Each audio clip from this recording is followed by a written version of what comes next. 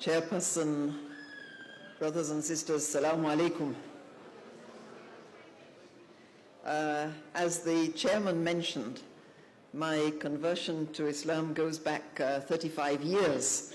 So it's not like Yvonne's case, something that happened to her very recently, and going through a number of experiences in her age of maturity, I would say. If I were to trace my own journey to Islam, I would need to go back perhaps to childhood and take note of my own religious background and upbringing.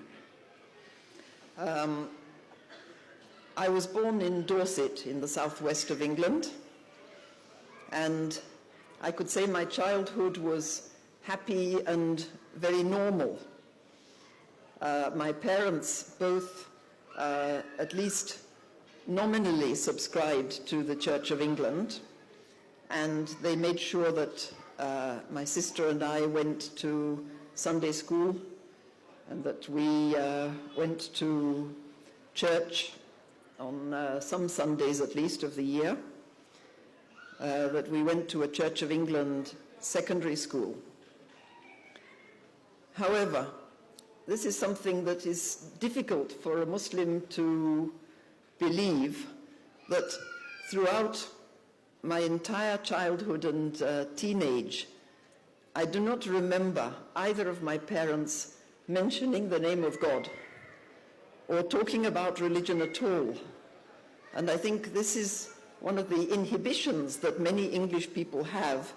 They feel very shy talking about religion, to the extent that they wouldn't talk about it even to their own children to discuss belief. So I think many English people, when they're asked, what is your religious belief or what's your church, they sort of mutter, C of E, Church of England, but that it doesn't really mean much other than that, well, that's what people believe, and so that's what I am as well. In my own case, however, I found that when I reached my teenage, I was more curious to know about where do we come from, where are we going, those questions that are normally addressed by religion, and I started asking them. And I was not finding the answers in the church that I was attending. I was a very keen reader, and from the age of about 13, I was reading books that probably were a bit advanced for my age, and I came across one on Chinese thought and Chinese philosophy. Of course, we're talking about ancient Chinese thought and philosophy. And I found it extremely interesting, a perspective that I had never thought of before, and I began to read more on those lines. That led, of course, into reading more about Buddhism. So I'm talking now of reaching the age of about 14, 15, and over the following years, I also began to read about Hinduism. Not in its popular form, but in the philosophy of Hinduism. And having heard from a number of other people, men and women, who converted to Islam in the second half of the last century, I think it was a path that many of us followed, searching for truth somewhere other than where we had been brought up.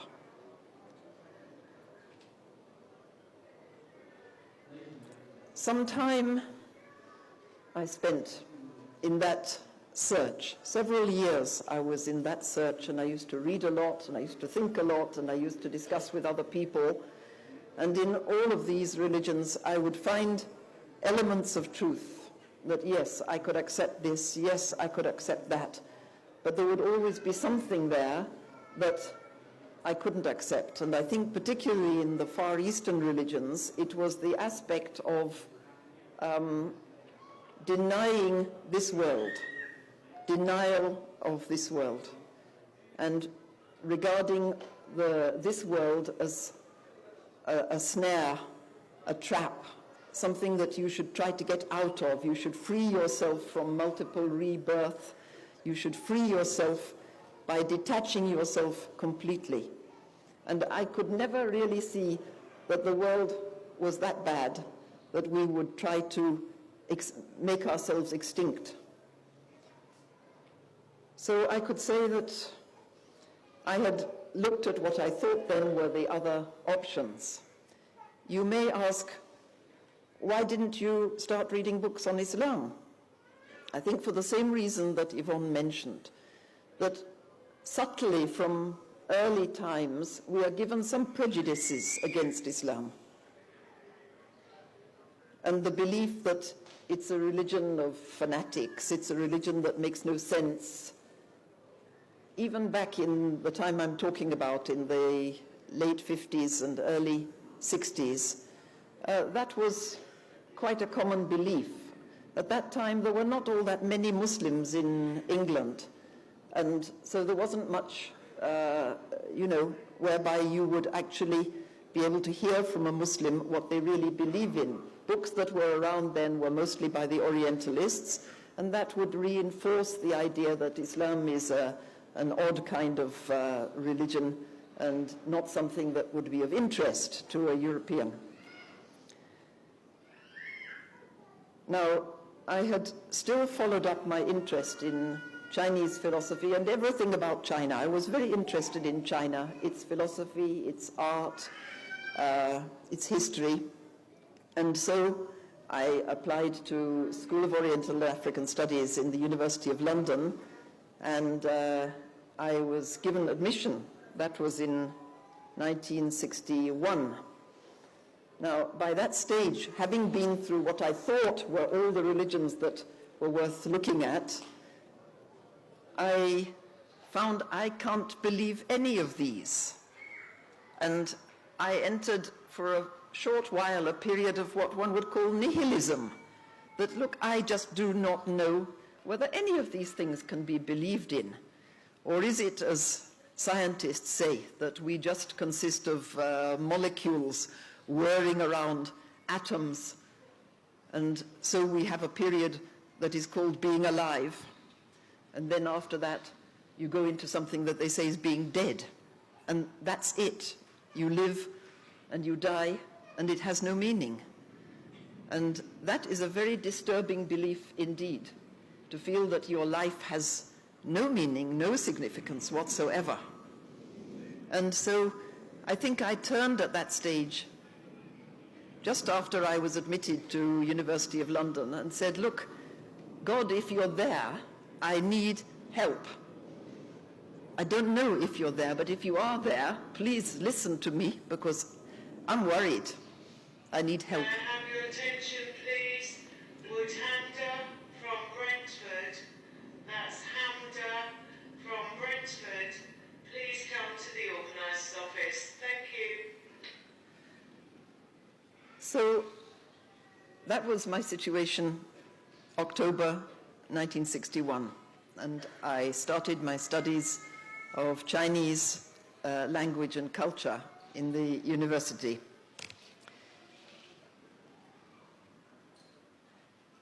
It was very strange that within that month of October, I began to meet Muslims. Now, that may not be surprising at the School of Oriental and African Studies, but the people I first met were not in that college, and it was what one would say accidental. But we don't believe that anything is really accidental. Muslims started speaking to me, and in a very forthright manner, doing the dawah, telling me about Islam, giving me books, saying, read this and bring it back next week. I want to hear what you think of it. That was very clever, because a lot of people dish out pamphlets and books and they never know what is the outcome. But when you're told, read this and I'll see you in a week's time, you tell me what you think of it, then you are bound to read it. So I began to read these books with the feeling of, well, let me just satisfy this person that I've read it. But as I read it, I began to see, well, this is not what I thought Islam was. I'm learning things that I didn't know about this religion. And so after beginning with just reading it to satisfy somebody else, I began to read it and read more to satisfy myself, because I became seriously interested in it.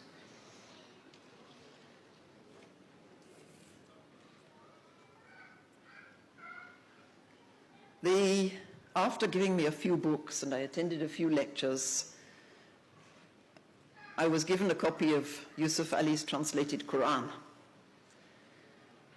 And I began at the beginning, Al-Fatiha, Al-Baqarah. Before I had finished Surah Al-Baqarah, I said, this is it. This book, even the chapter that I've read, is not the product of a human mind, let alone the mind of somebody who had no education, was not even literate. Muhammad could not have composed this from his own head. It contains things that are far beyond what even a very well-educated person could know, what a scholar could know, what a philosopher could know. This is far too deep for that. And turn where I would, I had to recognize this must be from Allah, because it cannot be from a human source. And if that's what it is, then this is what I have been praying for, and Allah has answered my prayer, and I had better now change my religion and become a Muslim.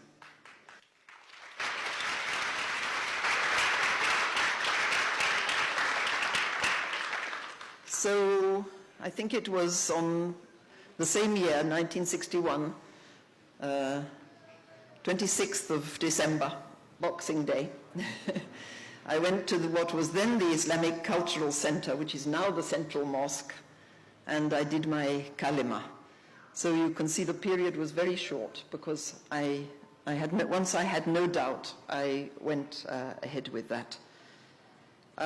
After that, I got to know a lot of other Muslims of different nationalities, Egyptians, Indians, Turks, Sudanese, and what really struck me and impressed me was their kindness, their friendliness, their generosity. They're ready to welcome a stranger into their midst.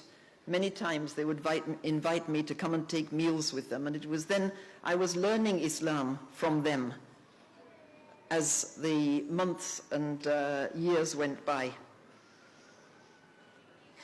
They were never ashamed to talk about their religion. They were only too pleased. Just as in all your Muslim families, from childhood you hear, Inshallah, Ma'ashallah, Alhamdulillah, Allahu Akbar.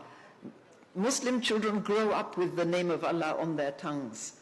And now I was hearing it in the Muslim families, and I found that a wonderful experience. My parents, when they learnt about it, took the attitude of many English people, well, it's your business, it's your choice, and they never tried to persuade me to do otherwise. What they wouldn't like is the public appearance that, look, you look odd. You're wearing a headscarf, you look odd. Especially in those days when there were hardly any Muslim women around. And people used to ask, have you got something wrong with your scalp? Have you got a disease or something that you're wearing a scarf? Or things like refusing alcohol or refusing pork. It could be awkward. But apart from these practical things, they didn't have objection. I will answer that question because somebody's bound to ask it. I'm happy to say that after that time, I married a Muslim. I have 2 children. I have 3 grandchildren. I've lived in Nigeria. My husband is a Nigerian since 1966. And I've been working with schools, and that is what I spend most of my time on. Book writing is something I do in spare time, and it was mentioned that I'm the current president of the Federation of Muslim Women's Associations in Nigeria. No, I'm not the current one. I was the first one. That was in 1985 when the organization was first set up. And I'm very happy to say that that happened at a time when I could say the time was ready, and the Muslim women flocked to create this organization which has united Muslim women all over Nigeria, north and south, different ethnic groups, different financial status and so forth. And it's been a great experience for me.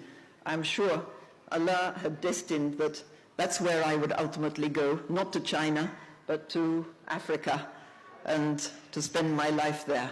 So I have never for 1 second regretted the day that I pronounced my kalima and became a Muslim. Alhamdulillah. Assalamu alaikum.